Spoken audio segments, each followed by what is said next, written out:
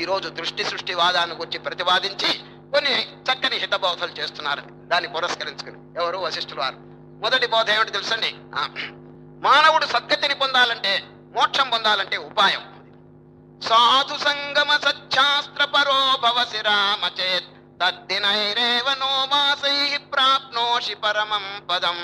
రామచంద్ర, సాధు సంగమ సచ్చాస్త్ర, అది మహాత్ముల యొక్క సాంగత్యం, శాస్త్రముల యొక్క అధ్యయనం, ఈ రెండిటి చేత మానవుడు తద్దినై, దినై అంటే కొద్ది రోజుల్లోనే వాడు మోక్షం పొందుతాడు.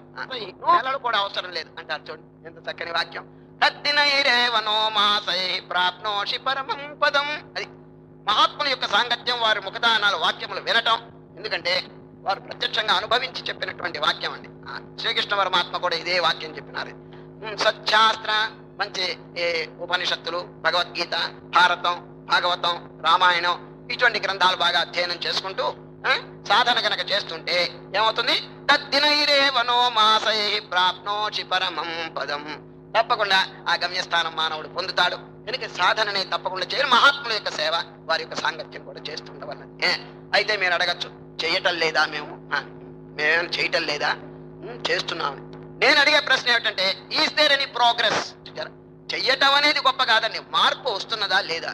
ఊరికి రోగంటి బాటగా కొన్ని కార్యములు చేస్తూ రొటీన్ గా జరుపుకుంటూ, ఇప్పుడు సంధ్యావందనం చాలా మంది చేస్తుంటారండి ఇళ్లలో, ఏది చేస్తూ. కానీ 30 సంవత్సరములు సంధ్యావందనం చేసిన తర్వాత వారి హృదయం ఎట్లా ఉందో కొంచెం కనుక్కోండి.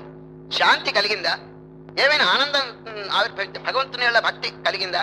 ఇటువంటివన్నీ అడగాలండి. ప్రోగ్రెస్ లేకపోతే జీవితం నిరుపయోగం అయిపోతుంది. ఈ కార్యక్రమాలన్నీ ఎట్లా ఉంటాయి తెలిసిన? లాంఛనం, ఏదో ఒక లాంఛనంగా జరిగిపోతున్నాయండి. అది సంధ్యావందనం, ఇట్లా నీళ్లు తాగటం, ఇట్లా ఇదంతా జరిగిపోతున్నది. అది మార్పు కలిగిందా అని చూడాలండి.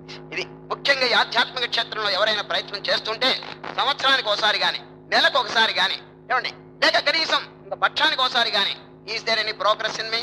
ఇదొరుకున్న రాక్షసత్వం పోయిందా? దైవ గుణాలు ఏమైనా కలిగినాయా? ఒక ప్రాణి మీద నాకు ఏదైనా దయ కలుగుతున్నదా? ఇటువంటి విషయాలన్నీ ఏమి లేకపోతే ఎక్కడున్న గొంగళి అక్కడే ఉందేటండి. ఆ విధంగా ఉంటే ఇవన్నీ చేయటం వల్ల పెద్ద ప్రయోజనం ఏమైనా ఉందా అని చెప్పి నాస్తికుడు అడుగుతున్నాడండి. మీరు బుద్ధ సమానం దేవుణ్ణి ధ్యానం చేస్తున్నారు, ఇంకా మాకే కొంచెం దయ ఉంది, మీకే ఉంది అంటాడు వాడు నాస్తికుడు. మేము అన్నదానం చేస్తున్నాం, ఇంకా అనేక మందికి ఉపకారం చేస్తున్నాం, మీరు దేవుణ్ణి నమ్మి మీరేం చేస్తున్నారు ప్రత్యేకంగా నిలదీసి అడుగుతున్నారు. మనం ఏం సమాధానం చెప్తామని చెప్పండి. కనుక చేతనైనంత వరకు ఆ పుణ్య సంబంధమైనటువంటిది, పరోపకార సంబంధమైనటువంటిది మానవుడు తప్పక చేయాలి. ప్రోగ్రెస్ కలుగు చేసుకోవాలని సార్. ఇది ఒక కోపం ఎక్కువగా ఉంది అనుకోండి, మీరు ధ్యానం మొదలుపెట్టిన తర్వాత, పారాయణం మొదలుపెట్టిన తర్వాత సంవత్సరానికి నా కోపం తగ్గాలండి. సరే, విషయ వికారములు తగ్గందే, భగవంతుని మీద విశ్వాసం పెరగందే మానవుడు ఏం ఉన్నతిని పొందినట్టండి.